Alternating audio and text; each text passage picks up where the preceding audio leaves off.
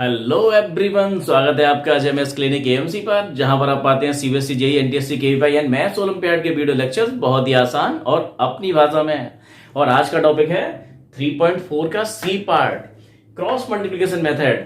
Student most important method है और इससे क्वेश्चंस करना बड़ा आसान भी रहता है और क्वेश्चंस भी इसमें बहुत ज्यादा पूछे जाते हैं। कई बार स्पेशली नाम देके पूछा जाता है कि आपको सॉल्व करना है, solve the pair of linear equation in two variable by cross multiplication method. और बहुत सारे क्वेश्चन यहां पूछे जाते हैं। सबसे ज्यादा क्वेश्चन इसी के हिस्से में आते हैं। हम कर क्या रहे हैं? Pair of linear equation in two variable chapter का नाम है और pair of linear equation in two variables को हमने सॉल्व करना सीखा है। पेयर ऑफ लीनियर इक्वेशन हम 9th में ही पढ़ा था हमने, वहां पर केवल linear equation in two variable था। यहां पर दो दे रखी हैं, दोनों को सॉल्व कर रहे हैं। ग्राफिकल मेथड से सॉल्व किया था और एल्जेब्रिक मेथड से सॉल्व कर रहे हैं। तो 3.4 के अंदर हमने देखे थे इसमें एल्जेब्रिक मेथड्स। पहला मेथड हमारा 3.4 का ए था। क्या था वो? Substitution method. हम सब्स्टिट्यूट कर रहे थे एक वेरिएबल की वैल्यू को दूसरी वेरिएबल में इक्वेशन में रख देते थे, सब्स्टिट्यूट कर देते थे। एक एलिमेंट वेरिएबल खत्म हो जाता था तो दूसरे वेरिएबल की वैल्यू निकल के आ जाती थी। Substitution method. दूसरा था 3.4 का बी के अंदर एलिमिनेशन मेथड और तीसरा है क्रॉस मल्टीप्लिकेशन मेथड।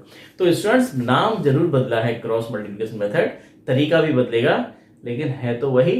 बेसिक्स इसका एलिमिनेशन ही है।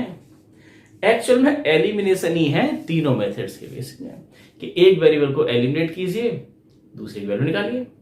और उसको हम पहले वाले मेथड में सब्स्टिट्यूट करके एलिमिनेट कर रहे थे, दूसरे वाले में कोफिशिएंट्स को इक्वेट करके एलिमिनेट कर रहे थे, और तीसरे वाले में एलिमिनेट कर रहे हैं करके हमें जो रिजल्ट निकल के आता है, परोसा हुआ रिजल्ट है, रेडीमेड आंसर जो दे रखा है, उसकी हेल्प से हमें क्वेश्चंस को करते हैं, जिसको बोलते हैं क्रॉस मल्टीप्लिकेशन मेथड। इस पर क्वेश्चन बहुत सारे बनते हैं और बहुत सारे कंस्ट्रक्शन क्वेश्चन बनते हैं।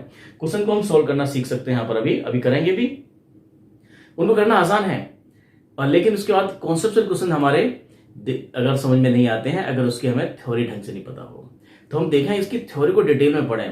हमें जरूर 3 से 4 मिनट लगेंगे इसकी थ्योरी को पढ़ने में, लेकिन ये बहुत काम आएगा। बहुत सारे कॉन्सेप्चुअल क्वेश्चन जो स्टैंडर्ड वाले स्टूडेंट्स हैं और जो एनटीएससी और जेएसटीएससी और ओलंपियाड के पेपर की तैयारी कर रहे हैं, उनको बहुत काम आने वाला है। अगर इसके बेसिक्स हमें क्लियर हैं, इसकी थ्योरी हमें क्लियर है, तो मैं आपको बताना चाह रहा हूं कि क्रॉस मल्टीप्लिकेशन मेथड कोई अलग से नहीं है, ये वही है जो आपने पढ़ा है। कौन सा?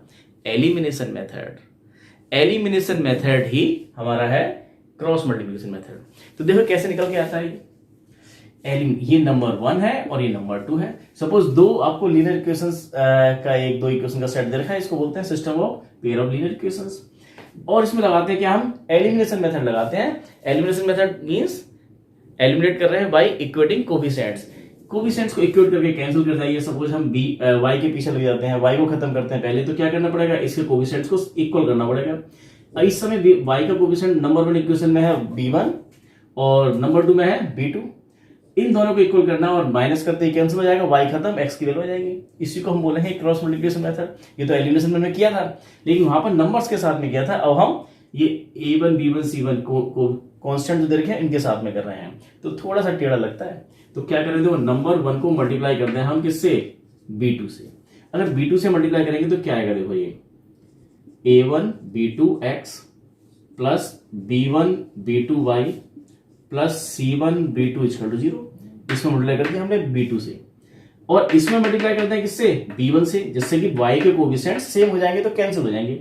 b1 से मल्टीप्लाई कीजिए, b1 से नंबर 2 को मल्टीप्लाई करना है b1 से, ये ऑपरेशन आप लगा रहे हैं, और दोनों को माइनस कर जाएंगे।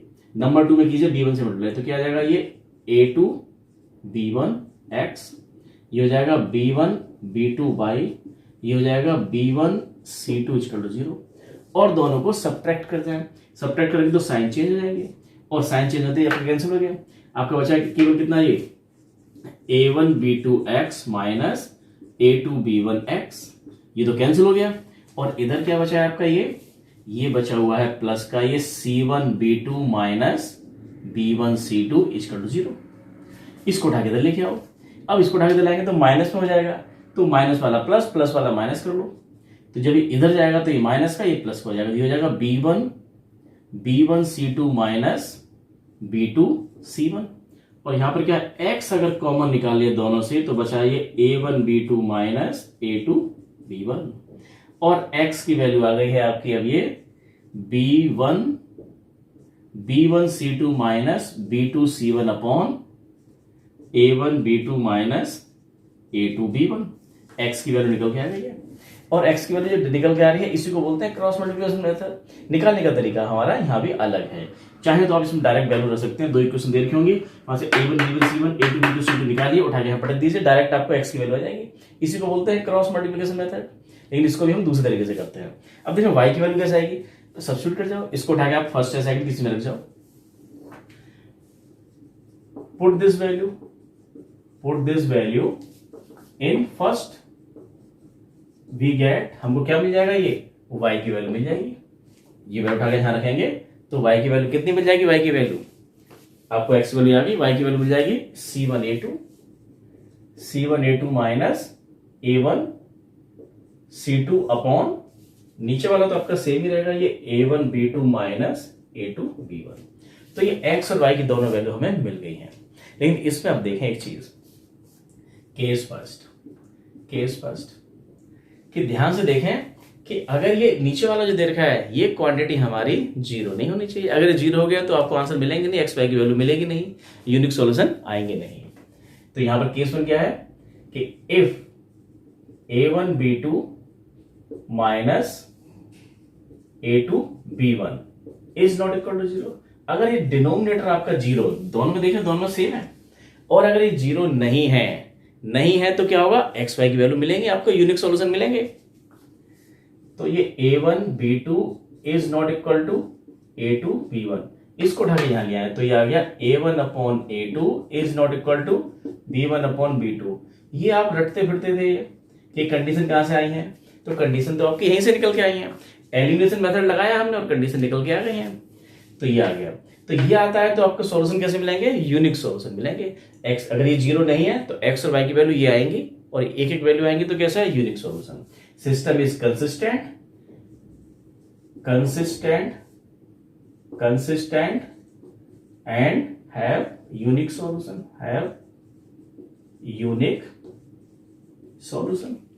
निकलेगा। अब देखें केस सेकंड, अगर क्या हो जाए, ये जीरो हो जाए, if A1B2 minus A2B1 equal to zero हो जाए। अगर ये क्वांटिटी जीरो हो जाए तो क्या होगा, देखो ये A1/A2 ये जीरो हो गया तो ये इधर आएगा, फिर इसके नीचे ले आएंगे A1/A2 इक्वल टू B1/B2, ये दोनों हमारे इक्वल हो जाएंगे। अगर इक्वल होता है तो देखो क्या होगा, ये तो जीरो हो रहा होगा, लेकिन उस केस में भी आपके आंसर यूनिक तो नहीं आने वाले हैं, कुछ और आएंगे। तो इसको क्या कर जाए, अगर ऐसा आ रहा है तो ये रेशो जो आ रहा है इसको नाम देंगे क्या, के। तो आपको यहां से क्या मिलता है, यहां से मिलता है कि A1 इक्वल टू के A2 और B1 इक्वल टू के B2। और मजा आ जाए अगर C1 इक्वल टू के C2 हो जाए तो इक्वेशन देखो, इन सबको वैल्यूज को उठा के रख जाए हम फर्स्ट में, पुट these values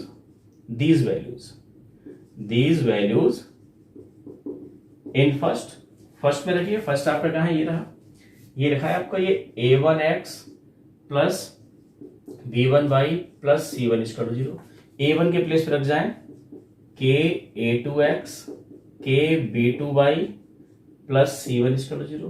तो यहां से आप ध्यान से देखें, अगर यहां पर के और यहां भी क्या हो, अगर C1 की वैल्यू के C2 हो जाए तो मजा आ जाए। तो ये नंबर 3 जो इक्वेशन है, ये नंबर 3 इक्वेशन आपकी कन्वर्ट हो जाएगी किसमें, नंबर 1 में कन्वर्ट हो जाएगी। नंबर 3 आपकी नंबर 2 में और नंबर 1 नंबर 2, फिर नंबर 1 नंबर 2 दोनों हमारे सेम हो जाएंगे। तो अगर यहां पर क्या हो, इफ C1 इक्वल टू क्या हो, के C2 हो, then third and second will be same, दोनों इक्वेशन हमारी क्या हो जाएंगी, सेम हो जाएंगी। तो इस केस में क्या होगा, अगर ऐसा हो गया तो ये वाली इक्वेशन और नंबर 1 इक्वेशन दोनों सेम हो जाएंगी, एक ही लाइन रह जाएगी। और एक लाइन अगर है तो उसके सॉल्यूशन कितने होते हैं, इनफाइनाइट मैनी सॉल्यूशंस होते हैं उसके, दोनों लाइन कोइंसिडेंट लाइन हो जाएंगी। तो इन दिस केस में क्या होगा, केस कौन सा है आपका, कि A1/A2 इक्वल B1/B2, और हमने क्या मान लिया है, C1 की वैल्यू भी के C2 मान ली है, तो क्या होगा C1/C2 इक्वल टू के अगर है तो both line are same, both lines are same, same है तो सॉल्यूशन कितने होंगे, सॉल्यूशन आपके होंगे infinite many solution, infinite many solution, क्योंकि पहली लाइन भी आपकी ये है और अगर ऐसा हो गया तो दूसरी लाइन भी आपकी यही है, इसको ओवरलैप करती हुई लाइन है, तो दोनों लाइन कैसी है, कोइंसिडेंट लाइन है और इनके कॉमन सॉल्यूशन कितने हैं, बहुत सारे कॉमन सॉल्यूशन है, दोनों लाइन के बहुत सारे कॉमन सॉल्यूशन है, दोनों लाइन एक दूसरे को ओवरलैप कर रही होंगी अगर ये ऐसा हो गया तो कंडीशन क्या बनती है हमारे पास में, अगर a1 upon a2 is not equal to b1 upon b2 है यूनिक सॉल्यूशन, लाइन कैसी है, इंटरसेक्टिंग लाइन, अगर a1 upon a2 equal b1 upon b2 equal हो जाएगा c1 अपॉन c2 के, तो दोनों लाइन एक दूसरे को ओवरलैप कर रही है, इनफाइनाइट मैनी सॉल्यूशन, और अगर इक्वल ना हो इसके तो नो सॉल्यूशन, तीसरा केस, और इफ अगर हमारा क्या है ये c1 upon c2 is not equal to k, मतलब k के इक्वल नहीं है, दैट मीन्स कि a1 upon a2 equal b1 upon b2, ये तो इक्वल हो but not equal c1 upon c2, equal नहीं है, तो फिर लाइंस कैसे होंगी, लाइंस आपकी पैरेलल होंगी, लाइंस आर पैरेलल, और पैरेलल होंगी तो ये दोनों हमारी नंबर 3 और नंबर 1 का कोई मैच नहीं होगा, मैच नहीं होगा तो दोनों पैरेलल लाइंस हैं, कभी इंटरसेक्ट करेंगे भी नहीं और उनका कोई सॉल्यूशन आएगा भी नहीं, no solution, no solution means inconsistent, inconsistent. Student ये रहा, अब इसको एक बार समराइज कर लें। स्टूडेंट्स थ्योरी को जब भी पढ़ते हैं तो बोर हो जाते हैं कि हमें 10 साल से आदत पड़ गई है क्वेश्चंस को सॉल्व करने की, उसके पीछे के बैकग्राउंड को जानने की नहीं है, लेकिन अगर बैकग्राउंड को जान जाए तो हमारे ओलंपियाड के क्वेश्चन सॉल्व हो जाते हैं। ओलंपियाड के क्वेश्चन हमें इतने मुश्किल क्यों लगते हैं, एनटीसी क्वेश्चन इतने मुश्किल क्यों लगते हैं, क्योंकि उसके अंदर डेप्थ में जाके हम नहीं देखते, थोड़ा सा अगर देखेंगे तो मैथ्स में पढ़ने में भी मजा आएगा। बहुत सारे बच्चों को मैथ्स से डर लगता है और भागते रहते हैं मैथ्स से, वो इसलिए क्योंकि उसके अंदर तक घुस के नहीं जाते, और थोड़ा सा अंदर घुस के जाएंगे तो आपको पता लग जाता है कहानी क्या है। ये चीज हम पहले पढ़ चुके हैं, दोबारा फिर पढ़ना है, एक बार फिर से रिकॉल कर लें, समराइज कर लें। अगर पेयर ऑफ लीनियर इक्वेशन का सिस्टम आपको दे रखा है इस तरह से, जिसमें a1 b1 c1 a2 b2 c2 coefficients हैं, हमें 3 कंडीशन दे रखी है, ये पहले से हम जानते हैं। अगर a1 upon a2 is not equal to b1 upon b2 तो क्या होगा, लाइंस कैसे होंगी, इंटरसेक्टिंग लाइन होगी, एक जगह इंटरसेक्ट करेंगे, कॉमन सॉल्यूशंस का एक आएगा, यूनिक सॉल्यूशन, यूनिक सॉल्यूशन आ रहा है, सॉल्यूशन आ रहा है, इंटरसेक्टिंग लाइन है, सॉल्यूशन आ रहा है तो क्या होगा, कंसिस्टेंट। अगर a1 upon a2 equal b1 upon b2 equal c1 upon c2 है तो दोनों लाइन एक दूसरे के ऊपर है, ओवरलैप कर रही हैं, तो उसमें इनफाइनाइट मैनी सॉल्यूशन, बहुत सारे सॉल्यूशन हैं, बहुत सारे सॉल्यूशंस हैं, सॉल्यूशन है, कोइंसिडेंट लाइन है, बहुत सारे सॉल्यूशन है, तो क्या हुआ, सॉल्यूशन अगर है चाहे बहुत सारे हो या फिर यूनिक हो, सॉल्यूशन है तो इन दोनों केस में सिस्टम कैसा है, कंसिस्टेंट, कंसिस्टेंट, इन दोनों ही केस में सिस्टम कैसा है, consistent. No solution, inconsistent, inconsistent. ये कब होता है, जब लाइंस पैरेलल हो, ये हमने पहले पढ़ा था ग्राफिकल के अंदर, और लाइन पैरेलल कब होंगी, जब a1 upon a2 equal b1 upon b2 but not equal c1 upon c2। अगर c1 अपॉन c2 के इक्वल नहीं है तो लाइंस कैसी हैं, पैरेलल लाइंस हैं, उनका कोई सॉल्यूशन नहीं आएगा, नो सॉल्यूशन, ठीक है ना। और सिस्टम कैसा होगा, इनकंसिस्टेंट। कई बार घुमा घुमा के क्वेश्चन पूछते हैं, कई बार कंडीशन तो आपकी 3 यही है, क्वेश्चन पूछेंगे कि बताइए कि कंडीशन बतानी है आपको इनकंसिस्टेंट के लिए, तो ये कंडीशन है, कंडीशन देखिए नो सॉल्यूशन के लिए, ये कंडीशन है। फिर क्वेश्चन घुमा के पूछा जाएगा, लैंग्वेज चेंज होगी, उसमें बताइए कि लाइंस रिप्रेजेंट करती हैं किसको, पैरेलल लाइंस को, तो कंडीशन आपकी यही है, ये पैरेलल लाइंस, ये कोइंसिडेंट लाइन, ये इंटरसेक्टिंग लाइन, ये consistent, consistent, inconsistent, unique solution, infinite many solution, no solution. अब कैसे पूछा है, तो 3 ही कंडीशन आपके पास में है, तो आपको बार बार ये 3 रेशो निकालने पड़ते हैं। क्वेश्चन आपको दे रखे हैं, क्वेश्चन नंबर फर्स्ट आपकी स्क्रीन पर है, और कैसे पूछा गया है कि इनको बताइए कि इनके unique solution, infinite many solution, no solution है या नहीं है तो अगर सॉल्यूशन यूनिक सॉल्यूशन है तो सॉल्व करके बताइए, किससे, क्रॉस मल्टीप्लिकेशन मेथड से। तो देखो करते हैं, तो यहां पर देखें, कंपेयर करें इसकी, तो देखो a1 अपॉन a2, a1 का मतलब क्या, x का कोएफिशिएंट 1 और यहाँ x का कोएफिशिएंट कितना है 3, b1 अपॉन b2 ये कितना हुआ -3, y का कोएफिशिएंट -3, यहाँ y का कोएफिशिएंट कितना है -9, माइनस से माइनस कैंसिल, ये कितना आ गया 1/3, c1 अपॉन c2 ये कितना है -3 अपॉन -2, माइनस से माइनस कैंसिल हो सकता है 3/2। आप इन तीनों को देखिए, ये दोनों तो सेम है लेकिन ये इक्वल नहीं है, तो ये दोनों इक्वल हुए, तो इसका मतलब क्या हुआ, since a1 upon a2 equal है b1 अपॉन b2 के, ये तो दोनों इक्वल है 1/3 है, लेकिन ये 3/2 आ गया, ये वाला c1 अपॉन c2 रेशो कितना 3/2, ये इक्वल नहीं है but not equal c1 upon c2। तो ये कंडीशन कहां दे रखी थी, ये तो आपकी कैसी है, पहला लाइन के केस में था no solution. No solution, no solution को क्या बोलते हैं हम, इनकंसिस्टेंट। Inconsistent, inconsistent. अब देखिए दूसरे को देखा जाएगा, सेकंड पार्ट ये दिया हुआ है, फिर से निकाल यहां पर ये A1/A2 कितना हुआ आपका, हमने क्या किया 5 यहां था, 5 को उठा के दे लिया है, 8 इधर था, 8 को उठा के दे लिया है। हमेशा इसी फॉर्म में लिखेंगे, A1x किस फॉर्म में लिखेंगे, A1x plus B1y plus C1 = 0, इसको उठा के दे लिया है। तो C1 की वैल्यू -5 है, B1 की वैल्यू 1 है और A1 की वैल्यू 2 है। तो A1/A2 कितना हो गया आपका, ये A1 की वैल्यू है 2, A2 की वैल्यू 3, A1/A2। B1/B2, B1/B2 यहाँ कितना, y का कोएफिशिएंट 1 और यहाँ y का कोएफिशिएंट 2, तो ये दोनों इक्वल नहीं आ रहे हैं। तो बस बात बन गई, अगर इक्वल नहीं आ रहे हैं तो ये लाइन कैसी होंगी, इंटरसेक्टिंग लाइन, यूनिक सॉल्यूशन। तो यहाँ पर हम देख रहे हैं कि since A1/A2 is not equal to B1/B2, तो इसका मतलब क्या हुआ, यूनिक सॉल्यूशन। यूनिक सॉल्यूशन, अब यूनिक सॉल्यूशन तो है, लाइन कैसी है, इंटरसेक्टिंग लाइन है। अब हमें निकालना भी है सॉल्यूशन। कैसे निकालेंगे सॉल्यूशन, इन्हीं दोनों से निकालना आपको, फर्स्ट और सेकंड से। तो दो कैसे निकालते हैं, by cross multiplication method. By cross, जो आपका नाम दे रखा है cross multiplication, cross multiplication method. Student हमें एक्स वाई की वैल्यू बतानी है, लेकिन क्रॉस मल्टीप्लिकेशन मेथड बताना है, सब्स्टिट्यूशन से, एलिमिनेशन से नहीं। लेकिन क्रॉस मल्टीप्लिकेशन का हमने प्रूफ देखा था, उसका डेरिवेशन देखा था, उसके अंदर ही तो एलिमिनेशन खुद ही था। तीनों ही एलिमिनेशन है। हम एलिमिनेट करते हैं एक वेरिएबल को, चाहे वो सब्स्टिट्यूट करके करें, इक्विटी कोएफिशिएंट से करें या क्रॉस मल्टीप्लिकेशन से करें, सब एक ही बात है। देखिए कैसे करते हैं। इन दोनों को यहां लिख लीजिए, 2x + y - 5 = 0। नीचे कितना आपका 3x + 2y - 8 = 0। अब तो कैसे करते हैं, x, y और 1। कुछ लोग क्या करते हैं, -1 होगा, आपको अलग अलग दिखाई देगा, अलग अलग टीचर अलग तरह से करा रहे होंगे, लेकिन सबका सेंस एक ही है। वो किसी केस में कुछ करा रहे हैं, लेकिन सब निकल के एक ही बात आती है। अगर इनको यहां रख रखा है तो यहाँ -1 ले लेते हैं, अगर आपने 5 और 8 को इधर रख रखा है तो यहाँ -1 ले लेंगे, सबको उठा के लिया है तो आप +1 लेंगे। अब एक कहानी और भी है इसमें कि अब इसके कोएफिशिएंट यहाँ लिख लेते हैं। तो हम दूसरे तरीके से कर रहे हैं, हम ऐसे कर रहे हैं इसको कि दिस इक्वल दिस, ऐसे करके, और क्या करते हैं एक्स वाई और यहाँ पर माइनस कर लेते हैं।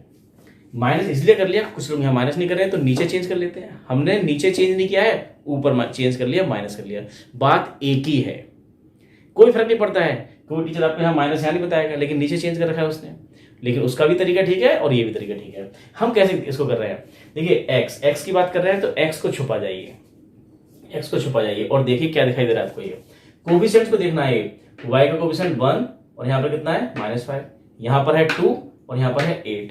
तो करना क्या है आपको, इस 1 की मल्टीप्लाई करनी है -8 में, 1 की मल्टीप्लाई -8 में कितना आएगा, ये -8, 1 की मल्टीप्लाई -8 में, फिर बड़ा सा माइनस, इस 2 की मल्टीप्लाई -5 में तो -10, 2 की मल्टीप्लाई -5 में -10 तो +10, ये हो गया। अब -y मैंने क्यों किया है, वो इसलिए किया क्योंकि मैं आगे नहीं लिख रहा हूं, आगे लिखता तो -y नहीं करता, मैं यहीं से काम चलाऊंगा, इसलिए मैंने -y पहले लिख लिया। इसका मतलब क्या हुआ, y के नीचे लिखना चाह रहे हैं, हम क्या करेंगे, y को छुपा जाएंगे और देखेंगे क्या आ रहा है आपका। तो 2x और यहाँ -5, यह 3x और -8। हमें 2x से मतलब नहीं है, हमें मतलब है 2 से और यहाँ 3 से, यहाँ -5 और 8। कोएफिशिएंट से मल्टीप्लाई करनी है। मल्टीप्लाई हमेशा कैसे करते हैं, जो क्रिस क्रॉस, इसका मतलब क्या है, ये मतलब है ऊपर से इसमें करते हैं, फिर माइनस इसको ऐसे करते हैं। तो y के नीचे लिखना चाह रहा हूं मैं, क्या करूंगा, y को छुपा गया, क्या लिखा था, इस 2 की मल्टीप्लाई करूंगा मैं -8 में तो -16, फिर बड़ा सा माइनस, इस मल्टीप्लाई यहाँ हो गई, अब माइनस इस नीचे से ऊपर मल्टीप्लाई करेंगे, क्या 3 की मल्टीप्लाई किसमें, -5 में, 3 की मल्टीप्लाई -5 में, y को छुपा लिया है, 3 की मल्टीप्लाई -5 में, माइनस का 15 + 15। अब यहाँ पर आ गए कांस्टेंट पे, इसको छुपा जाओ तो क्या दिखाई दे रहा है, इस तरह का क्रॉस दिखाई देगा आपको। इनकी मल्टीप्लाई करनी है, 2 की मल्टीप्लाई 2 में करेंगे तो 4 बड़ा सा माइनस, 2 की मल्टीप्लाई 2 में 4 बड़ा सा माइनस, 3 की मल्टीप्लाई 1 में 3, ये आ गया। तो ये भी एक तरीका है। इसी बात को लोग अलग अलग तरीके से बता रहे हैं और सब ठीक है। स्टूडेंट्स इसमें बिल्कुल कंफ्यूजन हो रहा है कि उस टीचर ने बताया था, इसने बताया, उसने बताया, सब एक ही बात को कह रहे हैं, कहने का तरीका अलग अलग है। तो x अपॉन ये हो गया 2 और ये माइनस y अपॉन -1 ये कैंसिल हो गया और ये 1/1। अब ये फर्स्ट, ये सेकंड और ये third, taking first and third, taking first and third, तो क्या है ये x अपॉन 2 इक्वल टू 1/1। तो यहां से x की वैल्यू कितनी आ गई 2, x इक्वल टू 2 आ गया। अब टेकिंग सेकेंड एंड थर्ड, ये यहां पे क्या है y/1 बचा है, y/1 और ये 1/1, तो y की वैल्यू कितनी है 1 ही है। तो y इक्वल टू 1 और x इक्वल टू कैंसिल हो गया, y इक्वल टू 1 और x equal to 2, x equal to 2 और y इक्वल टू 1, ये आंसर आ गया। देखिए आंसर यही है। तो इस तरह से करना है इसको। तो अगर आपकी समझ में नहीं आ रहा है तो एक बार फिर से करते हैं, बात समझ में आ जाएगी। स्टूडेंट्स एक बार फिर से देखिएगा, समझ में आएगा। स्टूडेंट मैं पिछले 25 साल से करा रहा हूँ इस तरह से, और मैंने देखा कि स्टूडेंट्स बहुत डिफरेंट तरीके से सीख के आते हैं और कंफ्यूज होते रहते हैं। फिर मैंने इस तरह से बताया है तो उनको बड़ा आसान लगता है। आपको पहली बार पढ़ रहे हैं तो आपको लग रहा होगा क्योंकि और बाकी लोगों ने अलग तरह से बताया हुआ है, लेकिन मैं आपको बता रहा हूं कि उन्होंने जो बताया वो भी ठीक है और जो आपको बताया जा रहा है ये भी ठीक है, ये ज्यादा ठीक है। इससे आपको आसानी रहेगी सॉल्व करने में, क्योंकि ये केवल आप यही नहीं करेंगे 10th क्लास में, 11th में जाके ये करेंगे, 12th में करेंगे, तो ये बहुत काम देता है, बहुत ज्यादा काम देता है। हमारी यहाँ पे 3 इक्वेशन ऐसी आएंगी। अब देखें जरा इसको मैं चेक करना है। क्वेश्चन नंबर हमारा फर्स्ट का 4 पार्ट है, करना वही है कि पहले निकालेंगे a1/a2, तो कितना होगा x कोएफिशिएंट। अगर ये नंबर्स हमारे इधर लिखे होते तो हम उठा के इधर ले आते हैं, इसको बना लेते हैं कितना ये a1x plus b1y plus c1 equal to 0, इसी फॉर्म में बनाते हैं। अगर कुछ इधर है तो इधर ले आएंगे। x कोएफिशिएंट को a बोलते हैं तो x कोएफिशिएंट कितना है 1, यहाँ x कोएफिशिएंट कितना है 3 और b1/b2, b1/b2 क्या हो गया ये -3/-3, ये कैंसिल हो गया तो ये तो 1 आ गया, ये 1 है और ये कितना 1/3 इक्वल नहीं है, बस इतना ही काफी है आपको। तो हम यहाँ देख रहे हैं कि since a1/a2 is not equal to b1/b2, अगर नहीं है तो क्या होगा यूनिक सॉल्यूशन। यूनिक सॉल्यूशन की कंडीशन है सिस्टम इज कंसिस्टेंट और लाइंस इन इंटरसेक्टिंग लाइन, तीनों के एक साथ इंटरसेक्टिंग लाइन। क्वेश्चन में जो जैसे पूछा जाए आप तीनों बात बता सकते हैं, इंटरसेक्टिंग, कंसिस्टेंट और यूनिक सॉल्यूशन का मतलब ये कंडीशन होती है। अब सॉल्व करके दिखाएं, तो कैसे सॉल्व कर रहे हैं देखो हम ये, चलो x लिख दें यहां पर by cross multiplication, by cross multiplication method, cross multiplication. तो कैसे करते हैं, तो भाई x equal minus y equal 1/, हम x के नीचे लिख रहे हैं, x को छुपा जाए, x को छुपा जाइए, क्या दिखाई दे रहा है आपको, जो दिखाई दे रहा है उनके कोफिशिएंट्स की मल्टीप्लाई करनी है। तो दिखाई दे रहा है आपको -3, यहाँ -7, यहाँ -3 या -15, -3 की मल्टीप्लाई कीजिए -15 में, -3 की -15 करेंगे तो कितना आएगा आपका ये 45, और फिर मल्टीप्लाई करने से पहले यहाँ बड़ा सा माइनस लगा लीजिए, बड़ा सा माइनस बहुत गड़बड़ करता है, ये भूल जाते हैं इसको।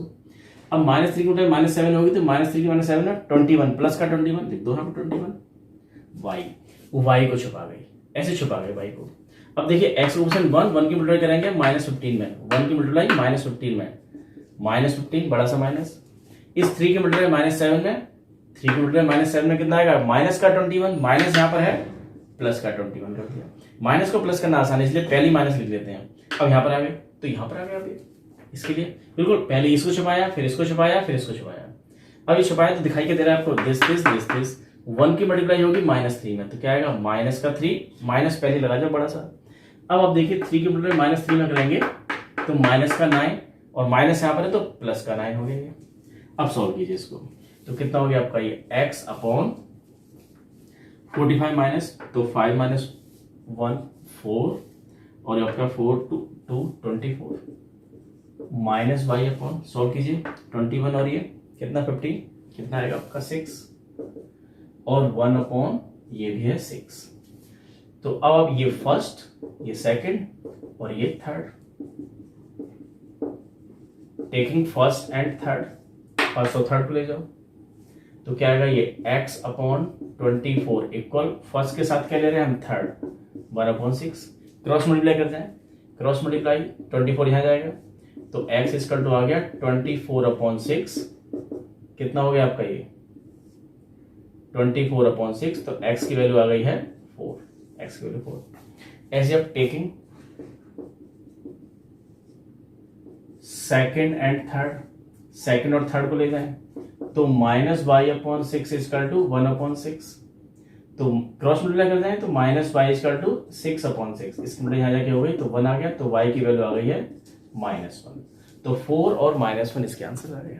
तो स्टूडेंट इस तरह से करना है। देखें आगे और भी, देखिए स्टूडेंट्स क्वेश्चन नंबर सेकंड का first part most important question है स्टूडेंट, और इस तरह के क्वेश्चन बहुत पेपर में पूछे जाते हैं। आपको ऐसे क्वेश्चन की बहुत प्रैक्टिस करनी है, एग्जाम्पल में मिले, आरडी में मिले, जहां से मिले, और यहाँ तो होमवर्क मिलेगा ही आपको।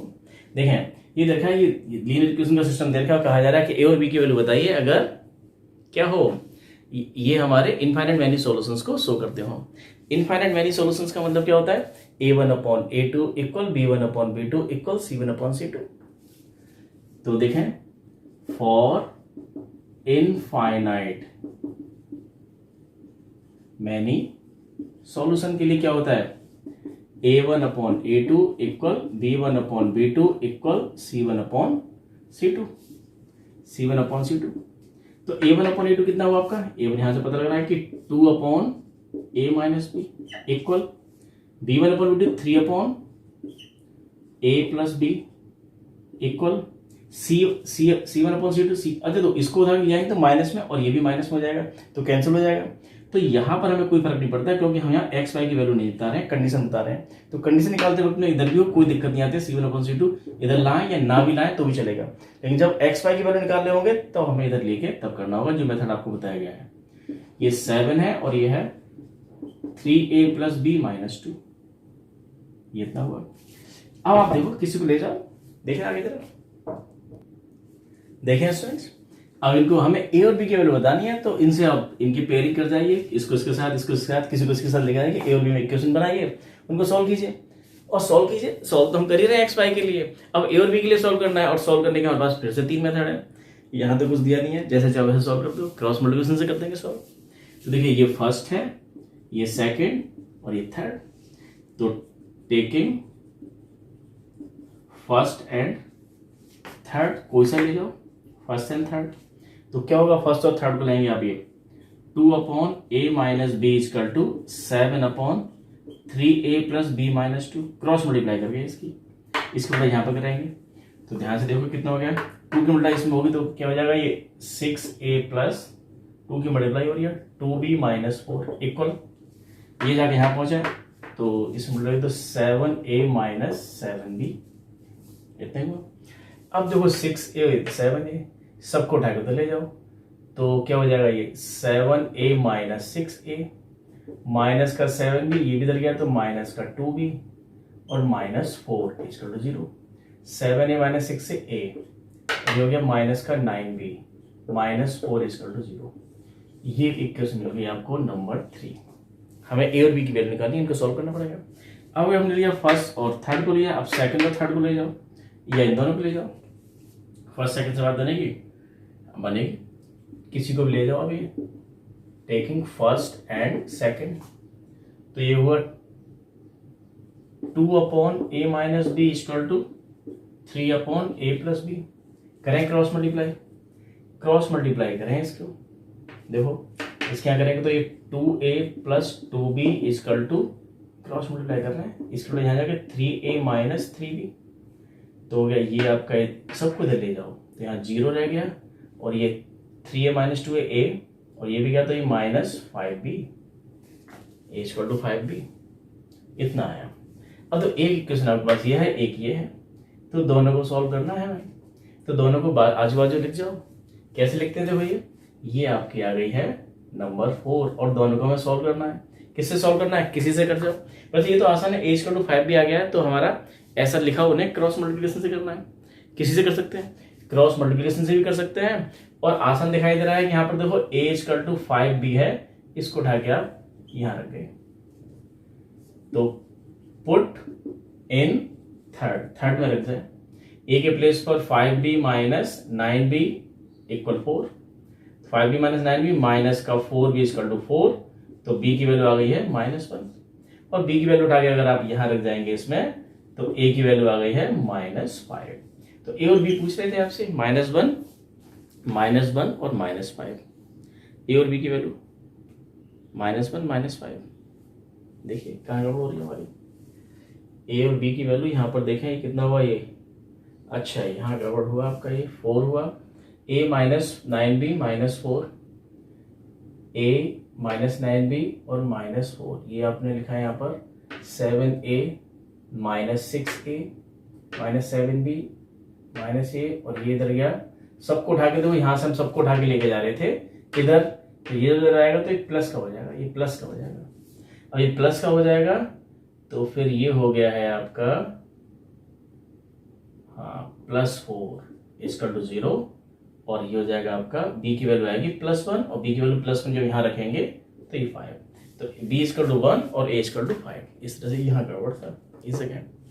अब देखिए स्टूडेंट ऐसे करते हैं, अब इसी को आप कर सकते थे किससे, ऐसे आपको अच्छा नहीं लग रहा है क्योंकि क्रॉस मल्टीप्लिकेशन से दे रखा है, तो क्रॉस मल्टीप्लिकेशन से कर जाओ। तो क्या था आपका ये a minus 9b plus 4 equal to 0, और दूसरा कितना है ये a माइनस 5b, और ये तो आपका 0 है इजकल टू 0। क्रॉस मल्टीप्लिकेशन से करना है तो ये a upon minus b upon और 1 अपॉन, करो फटाफट जल्दी से।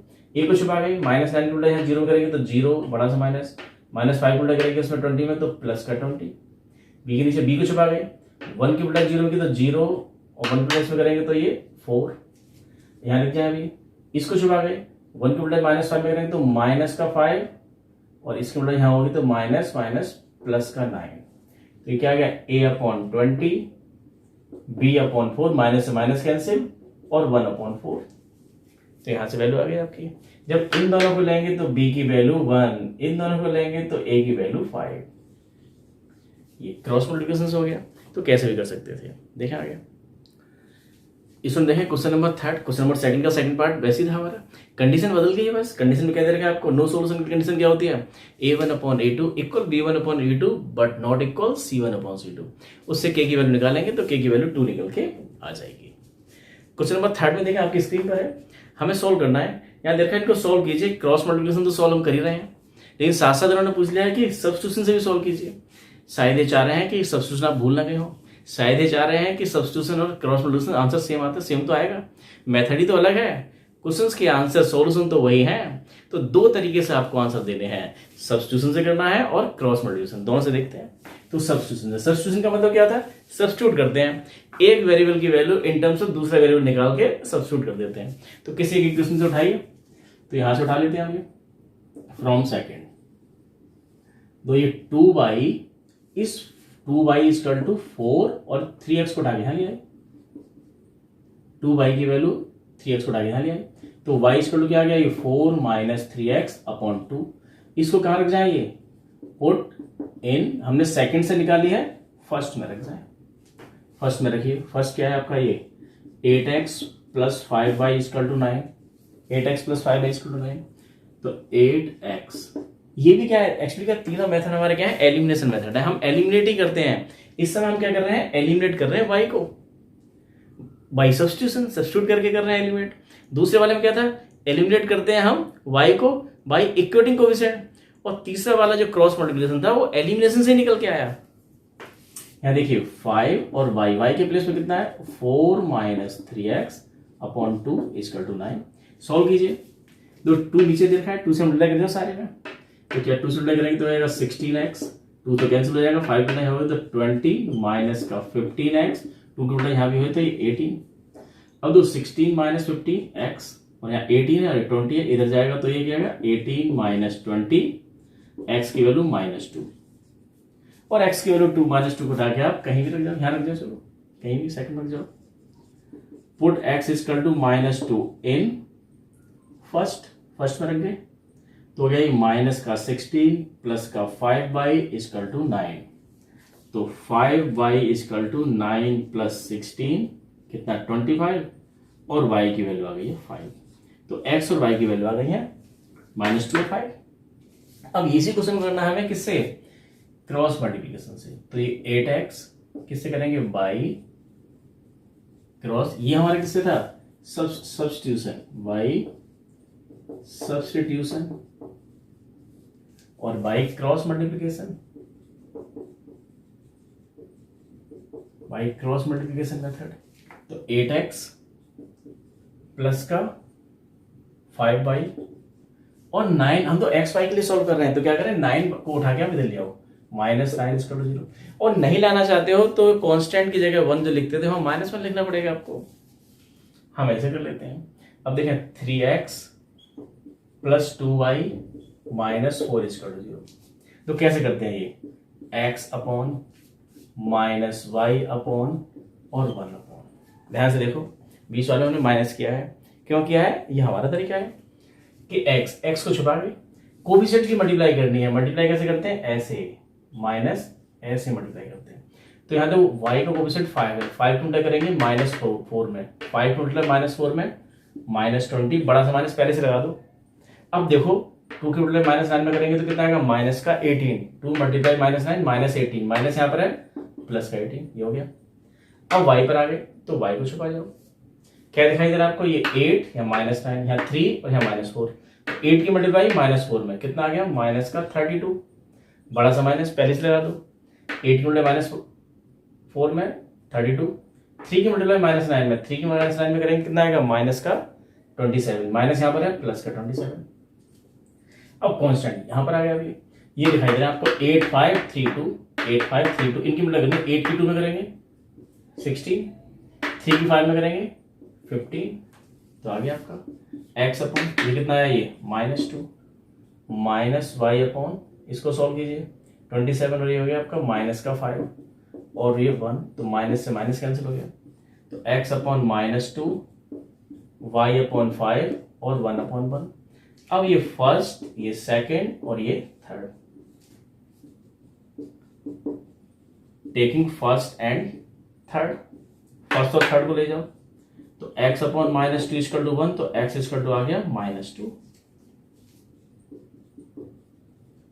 टेकिंग सेकेंड एंड थर्ड, तो y upon 5 equal to 1 upon 1, तो y की वैल्यू आ गई है 5। तो आंसर तो दोनों से सेम आना ही था, दो मेथड्स को ना रिवाइज करा लिया।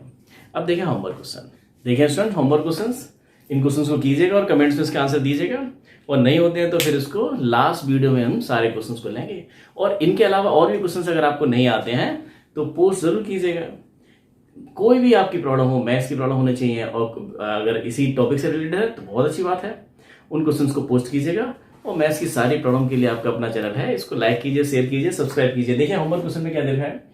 फर्स्ट क्वेश्चन, फाइंड के की वैल्यू निकाल लिया। For the following questions have no solutions, हमने सीधे लिख दिया शॉर्ट में, find k for no solutions. No solution के लिए x + 2y = 3, k - 1x + k + 1y = k + 2, या k - 1 k + 1 k + 2 x y। Find p and q, जैसे हमारा क्वेश्चन नंबर 2 था हमारा, इसका फर्स्ट पार्ट a और b, p और q निकालना है फॉर इनफाइनाइट मैनी सॉल्यूशंस के लिए। तो 4x + 5y = 2, और x और y, और यहाँ पर क्या लिखा है 2p + 7q है, और यहाँ पर है p + 8qy, और ये 2q - p + 1 = 0। p और q की वैल्यू निकालनी है, निकालिएगा स्टूडेंट्स, इनको करिएगा। और आज के लिए इतना ही। बाकी हमारे जो दे रखे हैं वर्ड प्रॉब्लम, उसको हम अगले वीडियो में करेंगे। सारे एक साथ वर्ड प्रॉब्लम सारी की सारी करेंगे, उसमें बहुत दिक्कत होती है, और ये क्वेश्चन भी बहुत इंपॉर्टेंट क्वेश्चन थे। तो आज के लिए इतना ही, थैंक यू।